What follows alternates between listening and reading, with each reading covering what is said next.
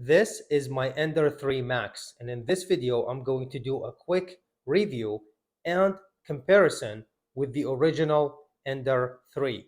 So let's start here by the screen.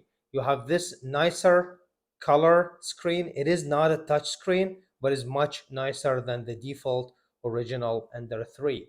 Going up here, the nozzle here comes with the CR Touch. So the CR Touch comes with the printer and you don't have to do the upgrade. So with the Ender 3, this would be an upgrade piece. Going down to the bed, you have the larger bed. I believe this one is a 12 and a half by 12 and a half inches versus the regular original Ender 3, which is about 9 by 9 inches. Now, this is a glass bed. It's not my favorite. I think they would have done better if this was like the PEI bed or any flexible bed. I'm just not a big fan of the glass bed. I have a separate video about that, but it's not too bad and you can upgrade that yourself.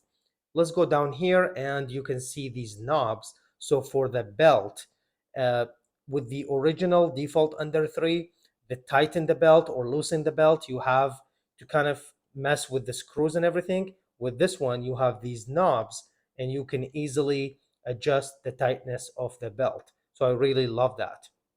We have a drawer here. A lot of people did this with the Ender 3, which we would print your own drawer and add it to the Ender 3. So this is a printable upgrade, but this one comes with.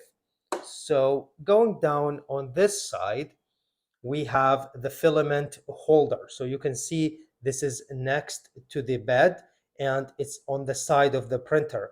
I love that because it makes feeding the filament to the filament sensor and into the extruder so much easier. With the original Ender 3, you have the filament on top and the location is just not my favorite. Now, this comes also with a filament sensor. So this is here, and it comes with the metal extruder as well. This all are upgrade pieces you can do to the default Ender 3, which comes with this printer out of the box. Here's the Bowden tube. I would have loved the blue Bowden tube, but this is not too bad. It works just fine, and you can upgrade that yourself. Now let's go to the back and look at the back of the printer really quick. This is the printer from the back, and the first thing I want to point out here is the dual Z axis. So you have two Z axis, which makes the printer much more stable. I really love that. In addition, they moved the power supply that used to be on the side of the default Ender 3 to underneath. So the power supply is here and it's under the printer out of the way. You can look at the placement of the filament holder and the extruder in addition to the filament sensor.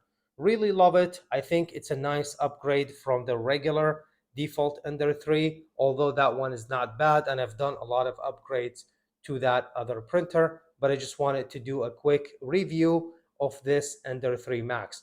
I've been having it for a couple of months now and I really love it. I still have my original Ender 3. I do use both. I might end up upgrading the glass bed. If there is anything I would do to it, that would be the next upgrade. And overall, it's a great printer. I love it and I give it a thumbs up. This is it for this video. Let me know what you think. Thank you for watching and I hope to see you in the next one.